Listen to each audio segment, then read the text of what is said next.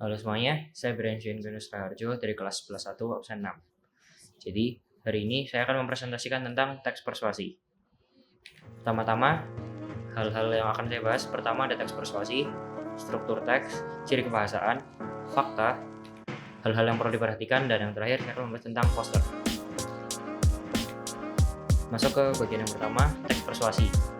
Makna dari kata persuasi sendiri berdasarkan kamus adalah bujukan halus, saran, atau imbauan.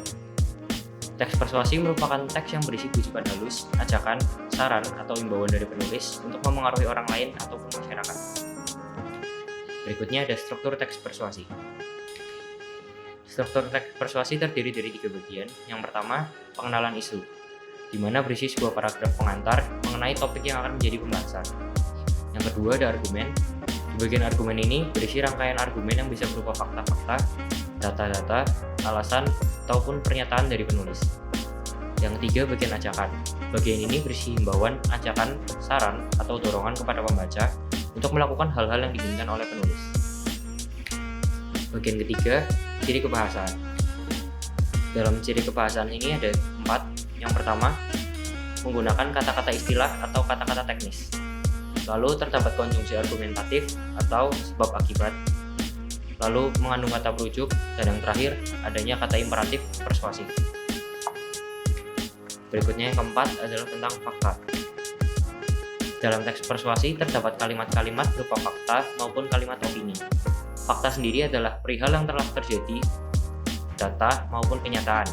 Contohnya, air sungai Kali Garang Semarang yang debit airnya tidak pernah kering merupakan sumber air untuk PDAM Kota Semarang. Lalu opini. Opini berarti pendapat, gagasan, ide, pandangan, atau kemungkinan pada sesuatu yang belum pernah terjadi. Contohnya, air PDAM Kota Semarang seringkali kurang bagus untuk dijadikan air minum rumah tangga sehari-hari karena sumber airnya berasal dari sungai yang mengalami banyak pencemaran. Yang kelima, bagian hal penting.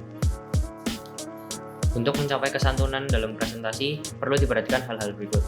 Yang pertama, menggunakan bahasa Indonesia yang baik dan tidak bertele-tele. 2. Bersikap tenang dalam penyampaian.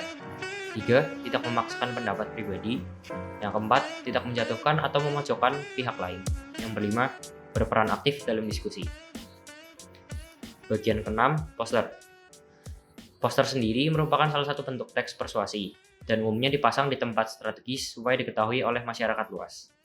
Pengertian poster sendiri, poster merupakan contoh bentuk teks persuasi yang menarik dan dapat juga dikatakan sebagai media informasi yang disajikan untuk mengajak, memengaruhi, atau memberikan informasi kepada publik dengan tampilan yang menarik karena berupa gabungan antara warna, gambar, simbol, bahasa, dan angka. Ciri-ciri poster ada 4. Yang pertama, gambar yang digunakan informatif dan kreatif. 2. Biasanya warna yang digunakan umumnya kontras dan mencolok. Ketiga, bahasa di dalam poster biasanya singkat, padat, jelas, kuat, efektif, dan persuasif. Yang keempat, poster biasanya menggunakan kombinasi angka, gambar, kalimat, dan simbol. Sekian presentasi dari saya. Terima kasih.